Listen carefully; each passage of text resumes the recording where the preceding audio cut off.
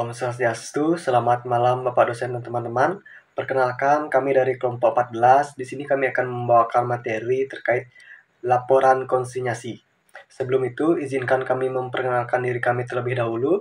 Perkenalkan, saya Imade Juwana Adisaputra nomor absen 6 dan rekan saya Herculanus Sugiono Sutarto nomor absen 26. Baik, langsung saja kita masuk ke materi yang pertama, yaitu memahami sifat konsinyasi. Konsinyasi adalah suatu perjanjian bisnis di mana pemilik barang atau bisa disebut konsinyor mengirimkan barang kepada pihak lain atau konsignen untuk dijual. Barang yang dikirim tersebut tetap menjadi milik konsinyor sampai barang terjual. Beberapa sifat utama dari konsinyasi meliputi yaitu yang pertama, hak milik tetap. Barang yang dikirimkan oleh konsinyor tetap menjadi hak milik konsinyor sehingga barang tersebut berhasil dijual kepada pihak ketiga.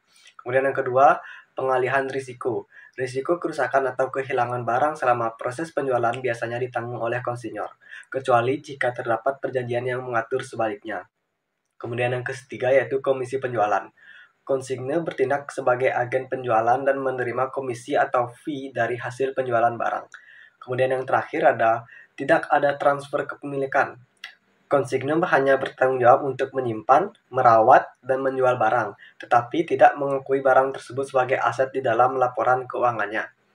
Konsinyasi sering digunakan dalam berbagai sektor bisnis seperti galeri seni, toko retail, dan industri distribusi untuk mengurangi risiko pembelian barang yang tidak laku. Untuk materi yang kedua yaitu memahami operasi konsinyasi. Operasi konsinyasi melibatkan beberapa tahap proses yang terstruktur, mulai dari pengiriman barang hingga laporan hasil penjualan. Proses ini melibatkan aktivitas sebagai berikut, yaitu yang pertama ada pengiriman barang oleh konsinyor. Konsinyor mengirimkan barang kepada konsigne beserta dokumen konsinyasi yang merinci deskripsi barang, harga jual yang diinginkan, dan persyaratan lainnya. Barang yang dikirimkan atau dicatat oleh konsinyor dalam akun persediaan konsinyasi. Kemudian yang kedua ada penerimaan dan penyimpanan barang oleh konsigne. Konsigne menerima barang dan bertanggung jawab atas penyimpanan dan perawatan barang sampai barang tersebut terjual. Barang yang diterima tidak dicatat sebagai persediaan oleh konsigne, melainkan sebagai kewajiban sementara.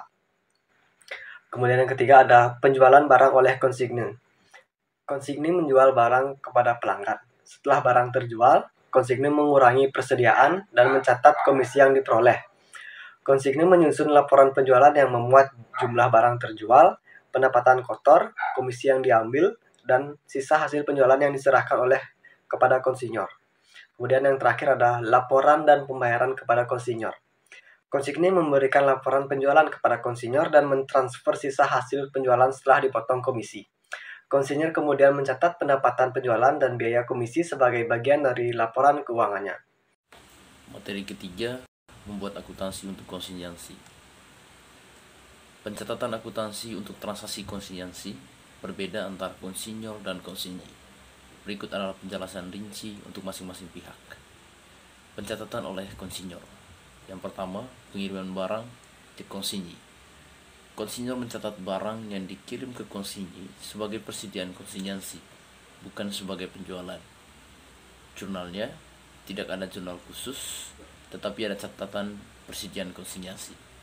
Yang kedua, penjualan barang oleh konsinyi. Saat konsinyi melaporkan bahwa barang terjual, konsinyor mencatat penjualan, mengurangi persediaan konsinyasi, dan mengakui pendapatan. Jurnalnya sebagai berikut. Akun kas atau bank dicatat pada debit, penjualan dicatat pada kredit, biaya komisi dicatat pada debit, kas atau bank dicatat pada kredit. Ketiga, komisi penjualan. Komisi yang dibayarkan kepada konsinyi dicatat sebagai biaya pemasaran atau biaya komisi. Kemudian yang kedua, pencatatan oleh konsinyi. Yang pertama, penerimaan barang. Barang yang diterima dari konsinyor tidak dicatat sebagai persediaan oleh konsinyi. Konsinyi hanya mencatat barang tersebut sebagai kewajiban sementara. Untuk jurnalnya tidak ada pencatatan pada saat penerimaan barang.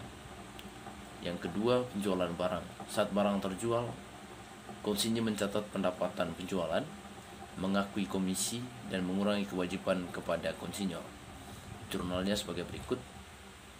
Kas atau bank pada debit, pendapatan penjualan pada kredit, beban komisi pada debit, pendapatan komisi pada kredit. Contoh soalnya sebagai berikut. Jika konsinyur mengirimkan barang senilai 10 juta rupiah kepada konsinyi, dan konsinyi menjual barang tersebut seharga 15 juta rupiah dengan komisi 10%. Berikut adalah pencatatan akuntansi yang dilakukan.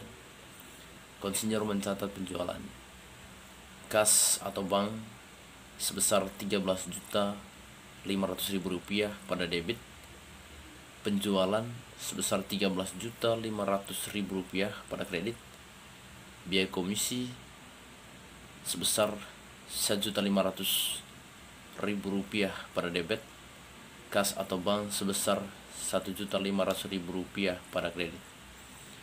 Konsinyi mencatat pendapatan komisi sebagai berikut. Kas atau bank sebesar 15 juta rupiah pada debit, pendapatan penjualan sebesar 15 juta pada kredit, beban komisi sebesar 1.500.000 rupiah pada debit, pendapatan komisi sebesar 1.500.000 rupiah pada kredit. Kesimpulannya, konsinyansi adalah model bisnis yang menguntungkan kedua belah pihak dengan meminimalkan risiko yang ditanggung konsinyi dan memberikan konsinyur akses pasar yang lebih luas. Dalam akses konsinyansi, penting untuk memahami perbedaan pencatatan antara konsinyur dan konsinyi, terutama dalam hal kepemilikan barang dan pengakuan pendapatan. Pengelolaan dan pencatatan yang tepat dapat membantu menjaga kelancaran operasional dan keakuratan laporan keuangan. Demikian presentasi dari kelompok kami. Berikutnya kami buka dengan sesi tanya jawab. Terima kasih.